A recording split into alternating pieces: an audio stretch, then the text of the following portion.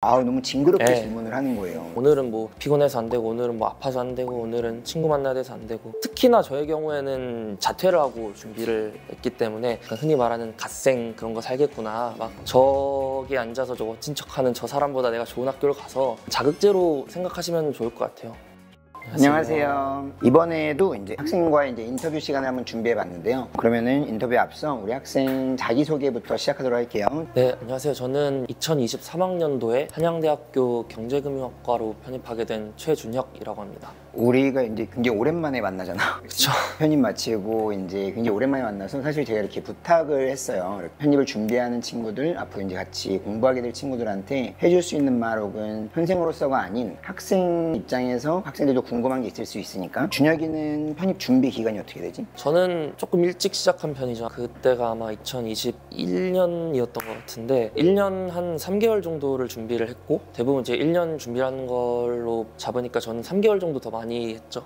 기억이 나. 그때 1학년 반이어가지고 네, 선행학습 반. 그 일주일에 3시간 수업하는 반이 있었는데 좀 같이 놀아주자, 영어로 이제 네. 문법으로 좀 놀아주자. 근데 너무 징그럽게 질문을 하는 거예요. 근데 굉장히 또 좋은 대학교로 편입을 하게 돼서 그럼 1년 3개월을 준비했고, 그럼 일찍 준비한 장점이 있는 것 같아? 장점은 당연히 있죠. 아무래도 이제 일찍 준비하는 거에 대해서 일반적으로 체력이 좀 딸리지 않냐 이런 걱정들을 많이 하시는데, 저는 체력의 차이는 많이는 못 느꼈고 오히려 그걸로부터 얻는 게 훨씬 컸던 것 같아요. 예를 들어서 뭐 아까 말씀해 주셨다시피 선행학습반의 공부는 진짜 우리가 일반적으로 생각하는 빡센 편입 공부라기보다는 영어에 대한 두려움을 없애고 영어를 좀 친근하게 대할 수 있는 그런 방식의 수업이었기 때문에 체력에 대한 부담은 많이 없었고, 저 같은 경우에는 이제 고등학교 때 공부를 안 했기 때문에 영어에 대한 막연한 두려움이 있었죠. 근데 그거를 좀 깨트릴 수 있는 중요한 기간이었던 것 같아요. 준혁이는 좀 이런 말이 그렇지만 약간 좀 진짜 바닥에서 시작했습니다. 바닥을 뚫었죠, 거의. 그치. 거의 지하 3층에서 시작했다고 네. 보면 되는데, 그리고 또 공익까지 같이 했었어요. 공익을 하면서 또 편입을 준비하다 보니 이제 형광만은 좀 부족한 부분이 있어서 그때 인강도 같이 이렇게 같이 병행을 하면서 준비했던 학생이라, 또 이제 그런 걸 고민하는 친구들한테도 좀 더 도움이 되는 시간이 되지 않을까라고 생각을 하고, 사실 이건 저는 아는 부분이지만 한번 물어는 볼게요. 준혁이는 이제 연애를 했나요, 공부할 때? 저는 안 했죠. 안 했죠. 안 했어요? 그죠.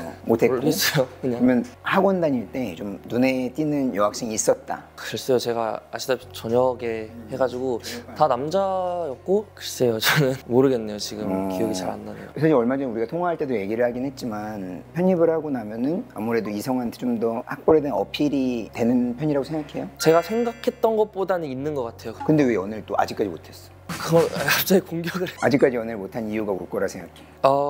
글쎄요. 그러면 여소를 시켜주시는 게 내가 나이 차이가 많이 나긴 하는데 연상 좋습니다. 오케이.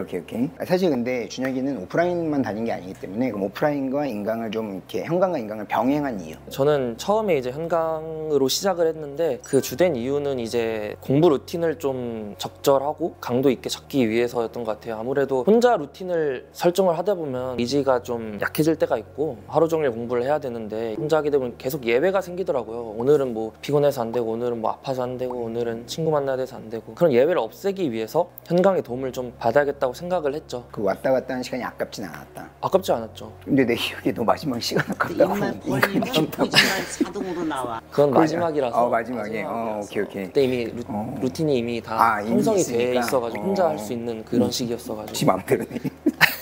그러면 이제 준혁이가 한양대 경제금융학과에 합격할 수 있었던 이유가 뭔 것 같아? 너가 잘나서? 아니면 뭐? 잘났다고 하기엔 제가 너무 베이스가 없었고 공부도 그렇게까지 열심히 했다고 생각은 하진 않아요. 근데 합격할 수 있었던 이유 중에 가장 크다고 생각하는 거는 아무래도 꾸준함이 아닐까 생각은 해요. 왜냐면 꾸준하긴 했지. 저는 편입을 시작하고 결심한 이후로 시험이 끝나는 날까지 하루도 공부를 뺀 적은 없어요. 하루도 뺀 적이 없다는 말의 의미를 이해하는 게 중요한 이유가, 공부를 할 때 예외를 두지 않는 게 저는 되게 중요하다고 생각을 해서, 왜냐면 예외를 한 번 두게 되면 계속 예외를 두게 되고 그걸로 인해서 또 마음이 약해지고 하는데, 초반에 그거를 좀 확실히 잡게 돼가지고 돼가지고 공부를 하는 게 일상의 기본값이 되어서 그걸 그냥 저는 쭉 유지만 하면 되니까 그게 아무래도 합격에 좀 이유가 되죠. 꾸준합니다. 아무래도 좀 공익을 하다 보니 시간이 부족하다고 우리 상담을 했었잖아. 네, 있었죠. 타 학생들에 비해 상담을 자주 하는 학생은 아니었는데 한 번 오면 좀 길게 하긴 했었던 것 같아요. 근데 그때 제 기억에 남는 게 아무래도 공익을 하다 보니 다른 학생들보다 공부할 시간이 상대적으로 부족한데 제가 할 수 있을까요? 이렇게 얘기를 많이 했거든요. 그래서 그런 부분에서 한번 여쭤보는 건데 중간중간 스트레스 푸는 시간이 있었어요? 없었어요? 스트레스를 푸는 시간을 가지고 싶었던 기간이 있죠. 왜냐면은 나는 슬럼프 안 올 것 같다고 생각을 해도 결국엔 오게 돼 있어요. 저도 안 올 것 같다고 생각을 했는데 제가 공부로 좀 좋은 성적을 찍고 나서 그 이후에 오히려 저는 많이 떨어졌어요. 공부를 강도를 약하게 둔 게 아니라 오히려 그냥 계속 유지를 했는데 성적이 떨어지는 거 보니까 약간 멘탈이 좀 나가더라고요. 아, 좀 리프레시가 필요한가? 스트레스를 풀어볼까 싶다가도 그냥 지나가겠지 하면서 계속 하던 패던 대를 유지했던 것 그럼 같아요. 결국 안 풀었다 거의.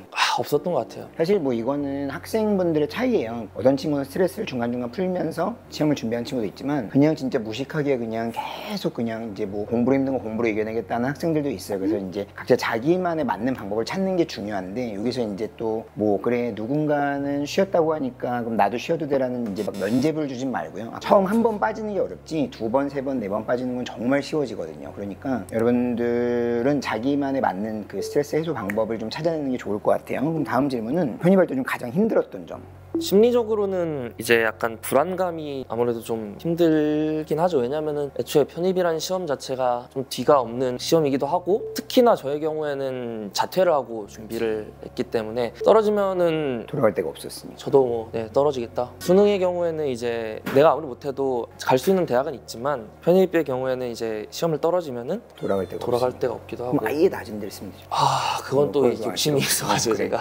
그러니까 학생들이 가장 힘들어하는 점은 합격을 할지 못할지 모르는 이제 막연한 두려움 그런 부분들이 좀 힘든 것 같아요. 그러니까 그럴 때 좀 잘 이겨낼 수 있는 방법이 필요할 것 같고. 그럼 다음 질문은 본인만의 어휘 암기 비법이 있었어요? 이거를 시작 때부터 좀 고민을 했는데 왜냐면은 말이 좀 다 다르더라고요. 누구는 이제 쓰면서 외웠다, 누구는 뭐 보면서 외웠다, 누구는 뭐 들으면서 막 이렇게 버스 시간 다 해보세요. 저도 실제로 다 해봤고 저한테 가장 잘 맞는 거는 이제 보면서 외우는 거였고 시간을 가장 잘 살리는 게 중요해요. 왜냐면 여러분들이 공부를 하시게 되면은 단어에 가장 시간을 많이 쓰시게 될 건데 같은 시간 안에 얼마나 많은 단어를 보고 얼마나 많은 단어를 남기느냐를 생각했을 때 저는 이제 보고 말로 그냥 읽어보고 넘기고 까먹으면 다시 보고. 왜냐면 단어의 경우에는 일단은 밑 빠진 독에 물 붓기 그런 느낌이 있죠. 까먹는 게 당연한데 사실 단어는 자꾸 스트레스를 받으면 안 되는 것 같아요. 단어를 자꾸 잊는다고 해서 밑이 빠진 건 빠진 거니까 그 위에 그냥 물을 그 이상으로 들이부으면은 항아리는 결국엔 가득 차게 되어 있으니까. 사실 저도 편입을 했을 때 저는 쓰면서 외웠거든요. 이건 자기만의 스타일이라는 게 있는 것 같아요. 그래서 본인들한테 맞는 방법을 좀 찾아가지고 그걸 쭉 밀고 나가는 게 중요하니까 대신 한 달 정도 안에는 그래도 그 방법을 찾아내는 게 중요할 것 같아요.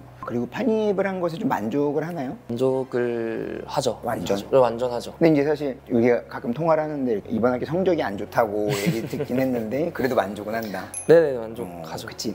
안 좋은 대학에서 성적이 좋은 것보다 지금 이 좋은 대학에 성적이 안 좋은 게 낫다.